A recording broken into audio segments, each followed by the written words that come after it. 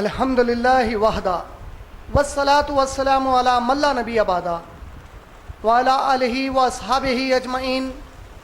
اعوذ باللہ من الشیطان الرجیم. بسم اللہ الرحمن الرحیم. الف لام میم ذالک الکتاب لا ریب فیہ ھدی للمتقین الذین یؤمنون بالغیب ویقیمون الصلاۃ ومما رزقناہم ینفقون والذین یؤمنون بما انزل الیک وما انزل من قبلک وبالآخرۃ هم یوقنون. رب اشرح لی صدری ویسر لی امری واحلل عقدۃ من لسانی یفقہوا قولی. Respected Brother Mansoor and all my dear brothers and sisters, I welcome all of you with the Islamic greetings. Assalamu alaikum wa rahmatullahi wa barakatuhu. Meaning, may peace, mercy and blessings of Allah subhanahu wa ta'ala be on all of you. The subject of Dars Quran for this Sunday afternoon is, what do we mean by the books revealed before Prophet Muhammad sallallahu alaihi wasallam? Under ayat number 4 of Surah Baqarah, Surah number 2. Last Sunday, my dars was on Surah Baqarah, Surah number 2, ayat number 4, the beginning portion of it. وَالَّذِينَ يُؤْمِنُونَ بِمَا أُنزِلَ إِلَيْكَ, which meant that the people of Iman, the Mu'mineen, are those who believe in what has been revealed to you, O Prophet Muhammad sallallahu alaihi wasallam. So in detail I dealt. Nizam, can you increase the treble, the master, and totally reduce the bass? No, it's not correct. Yeah, this is better.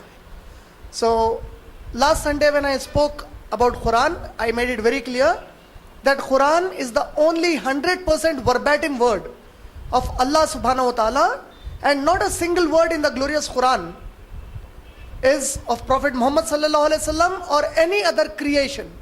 It is a pure word of the Creator Allah subhanahu wa ta'ala alone.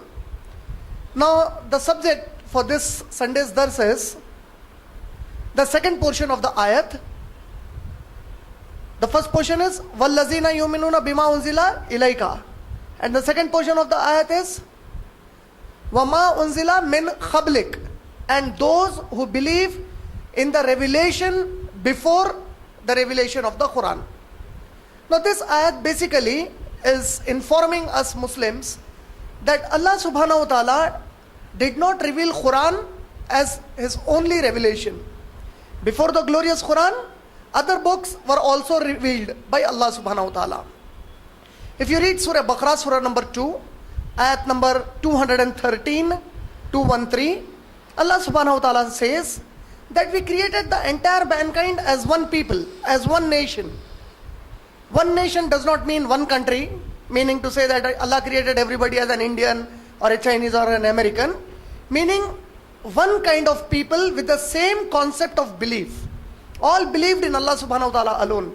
When we first created the mankind, they were all united in believing that Allah is the only one God. And to these people, we sent our messengers with books from us, meaning with revelations from us, we sent our messengers. The purpose Allah says in the ayat in Surah Baqarah, Surah number 2, ayat number 213 is so that the messengers with the book revealed to them would solve the differences that were amongst these people. If there was any difference between the people, Allah subhanahu wa ta'ala sent his messengers and revealed to the messenger the book, so that with the help of the books, the messengers could sort out the problems or the differences arising amongst the mankind. But Allah says, even after receiving our books through the prophets, the people who were selfish, who had selfish contumacies, who had their own motives, who did not want to be obedient to Allah subhanahu wa ta'ala, they deviated away from the truth that came to them through the scriptures. They found their own ways. So Allah says, Allah too guided the people who were believers and left those who wanted to get misguided as people who were astray. So now this ayat again confirms that before the Quran also Allah sent messengers and Allah sent books. There is a hadith of Rasulullah sallallahu alaihi wasallam which confirms. The Prophet sallallahu alaihi wasallam said that before me about 1,24,000 messengers, about 1,24,000 Anbiya were sent, about 1,24,000 prophets were sent. Out of them, the Prophet sallallahu alaihi wasallam says 313 were Rasul. Now inshallah that context in the future of the ayat will come to what is the difference between a Nabi and a Rasul. In short, because I have spoken that, in short, for every Rasul it is compulsory that he should be a Nabi.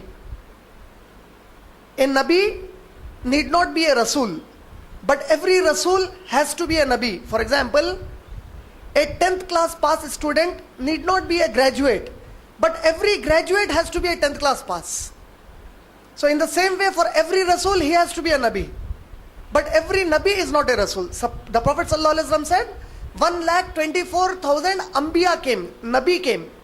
About 124,000 Nabi came. Out of 124,000 Nabi, only 313 were Rasul. The beloved Prophet ﷺ is the last and final Rasul and final Prophet of Allah subhanahu wa ta'ala. Final Nabi and final Rasul is Prophet Muhammad sallallahu alaihi wasallam. Now, in the glorious Quran, we do not find the name of all the 124,000 Anbiya. With Surah Baqarah, Surah number 2, ayat number 213 confirming that books were revealed before the Quran, but we do not find the names of all the books that were revealed before the Quran. In the Quran, we are told only 25 names of the prophets.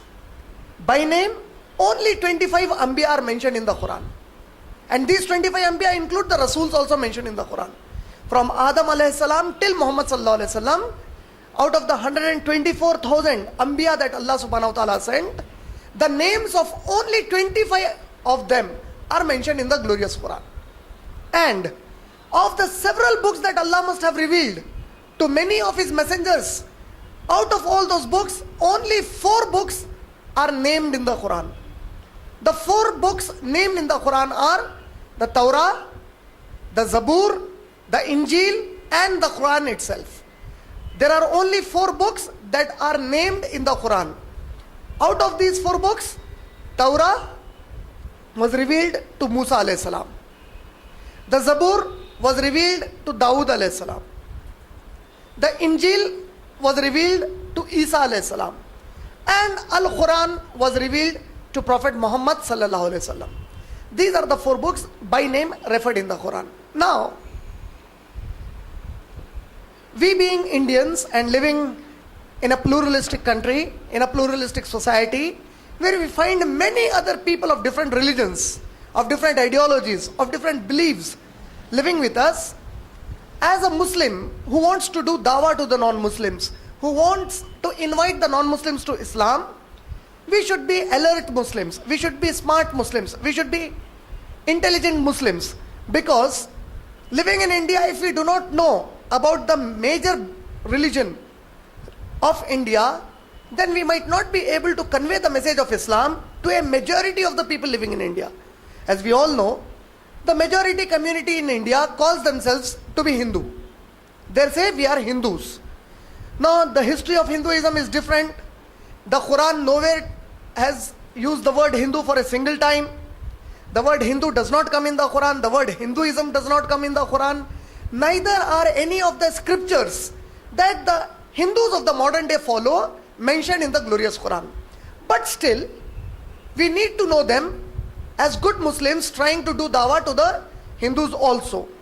Before I speak about the revelation, the Torah, Zabur and the Injil, I would like to briefly introduce to all of you the scriptures followed by the majority of the people living in India.